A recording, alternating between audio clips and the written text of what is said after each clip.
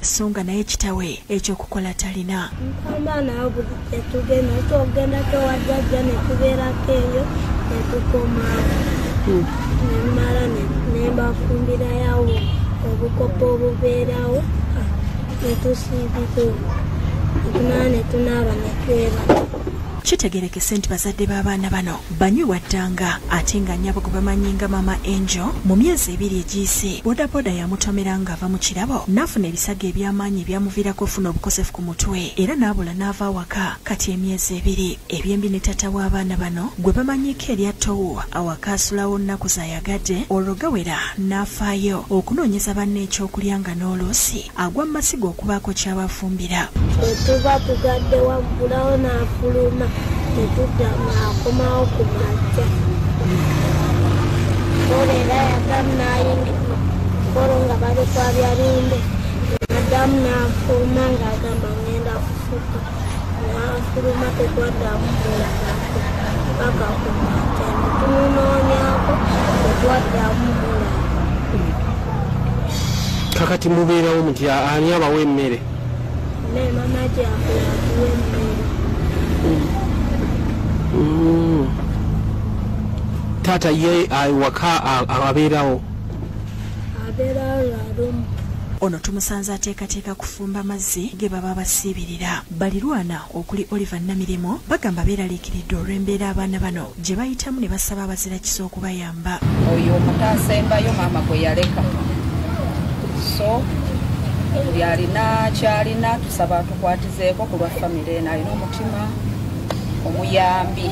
Ye Tezra Namuli nannyini nnyumba kwe basula agambye nti abakuumye emyaka 3 wabula nga n'ez'obupangisa zaalema kyokka nga kitaabwe wabatakomyewo basulamu mu nnyumba bokka. Bajjanga bapangisa ne mbawo ennyumba n'okusinziira ku mbeera mwe bali bafuuka bazzukulu bange. N'ensimbi ez'okusasula ennyumba zaabwe? Ennyumba ezo zo zaabula ddala ne bw'obaganya n'okola otya naye nga ate singa bwenja kubagobera kuba nange ndi mukyala muzadde agogoba famire ngayo okugenda ku luguudo. Jacqueline Mirembe atwala ensonga z'amaka n'abaana mu munisipali y'e Mukono asabye abalina obusobozi okubudamya abaana bano. We need a help for maybe alternative care temporarily as we find a permanent solution. We need educational support. The 3 children here are supposed to be in school. Alina obuyambi obw'engeri yonna batukirire ku ssimu gy'olaba ku TV yo. Henry Nsubuga yakusakidde eggulire lino ku Lwabukedde TV.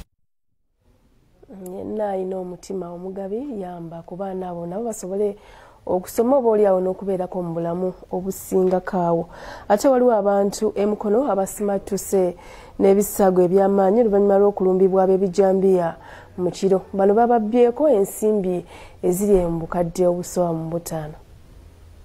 Ab'ebijambiya mu kiro ekikeeseza olwaleero bazinzeeko ekyalo Takajunge awamanyiddwa nga ku 3 gombola y'enama mu disitulikiti ey'e Mukono ne bafumita abakozi mu paakingi ne bakama baabwe ebisono oluvannyuma ne bakulita n'ensimbi eziri eyo mu bukadde 5. Saa zaadde mu 8 nga tumaze okukola tugaddewo tuli mu kubalansinga. Abasajja baavudde eno namundu nga batambula ng'abasirikale bwe batuuka wali ne bakwokinga ku kkubo ne batutunuzaamu emmundu ne bagamba mwena muyingire munda ne tuyingira ne bagamba mwena mugwe wansi ssente ziriwa. Ne masiki za black n'enkofiira nga zikola kana akantu kani nga besibyemu besise wano mutusala mu luki face nenga ga wokyusiza ensingo bonna nga balina ejjambiya abewabwe balina emmundu. Abafumitiddwa ye Florence n'abayonga ow'ebyensimbi Nobert Akankwasa, Kezekia Senkungu ne mukyala we Grace Tasha Mugwanya nga bano be bannanyini kifo ekya T-Tash Parking and Washing Bay okusaako Rich Mind Bottle Store erisuubuza ebyokunywa. Ne bagamba omuwala oyo wa kawunta ne bamugamba tuwe ebisimuluzo bya seefu n'abagamba nze simanyi gye biri kati kufumita ekisoso abo batootuwa ebisimuluzo bamufumite akambe ku mutima. Bano betusanze mu ddwaliro Nasuuti nga bali mu kufuna bujjanjabe batubuulidde ebyabaddewo. Kambe omusajja yakulisa kambe n'atakokola sategedde oleete bakankolese abaggulawo soboleeta ssente ziriwa mukulu Koji sente ziliwa nafumita wale chicho. Manager leta sente. Minyabo leta sente. Sente nazirabe ne jongo ozibala sente obana leta sente. Buli wamu wali sente zirete. Tuwe bisumuzo y'emmotoka. Ati mu motoka yange mwabaddemu baby wange. Nagamba tukweleka baby kaitu kafumita ekiso. Tulabe oyo bw'ataaveeyo. At least tumujeko omukono tugende tustatinga eyo emmotoka. Ntunze bino biyo. Ngamba sirinda biddako. Nineewusula mu bikuleeti eyo nigineeziise. Okusigaza ku bulamu. Bino bibeereddewo nga poliisi ekutte omukinjaaji mu kabuga k'e Namayumba Mulongo Kato ne munne atategerekese linnya lwakubba nte ku kyalo ky'e Bujimba.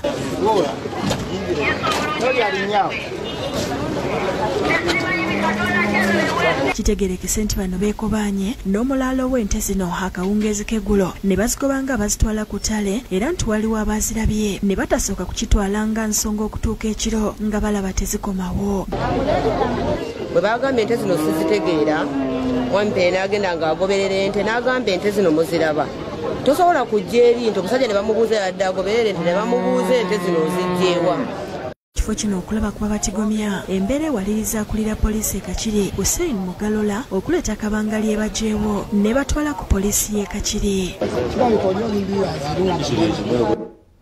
Ebyo nga tubitadde ebbali poliisi ekakasizza nti abantu babiri be baafiiridde mu kabenje akagudde ku nkulungo eriraanye Serena Hotel ne UBC taxi bwe yalemeredde omugoba waayo n'eyingira Subway. Eggulo ku gataliiko nfuufu twakulaze emboozi y'akabenje akagudde ku nkulungo ya hoteri ya Serena. Lwenda 87 eyabadde dde bweyogerere bukasa. About ya UBC akabenje kano akagudde akawongezi abantu babiri bafiiriddemu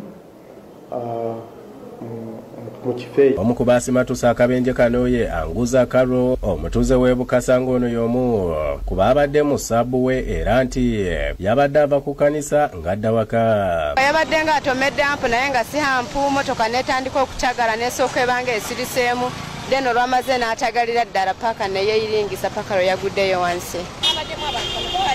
Ababulijjo 14. Gye yasimatuse agamba nti yabadde Katonda yadde nga talina kye yasigaza nga buli kyabadde nakyo kyabbiddwa. Mu musawo yange mwabadde mu Bible yange ne netbook n'essimu byonna sibirabye. Mpitidde ne ku poliisi ng'ebyabalala balina bye bakungaanyizaako naye ebyange tebibaddeemu. Mu kiro ekyo poliisi yalwanye bwezizingirire okuggyayo emmotoka eyaguddeyo. Omusasi waffe watuukiddeyo nga bagezaako okuzzaawo ennyumba eyayonooneddwa.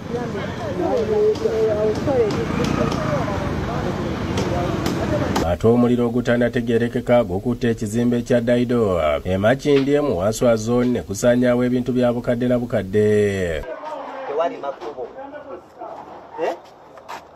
Kitegerekese nti gutandise ku ssaawa 2 ez'okumakya ng'ekiguviiriddeko tekinnamanyika. Ekizimbe kino kisulwamu banneekolera gyange. Poliisi y'abazimyamoto eyitiddwa bukubirire okutaasa embeera era abantu bagyebaziza olw'obwangu bwekoseza newankubadde ebintu bingi bitokomose. Nsiimye nnyo bakoze kyamaanyi. Kwatidde waggulu mu bbaati so tekireese buzibu bungi nnyo naye barakisi etuyambye.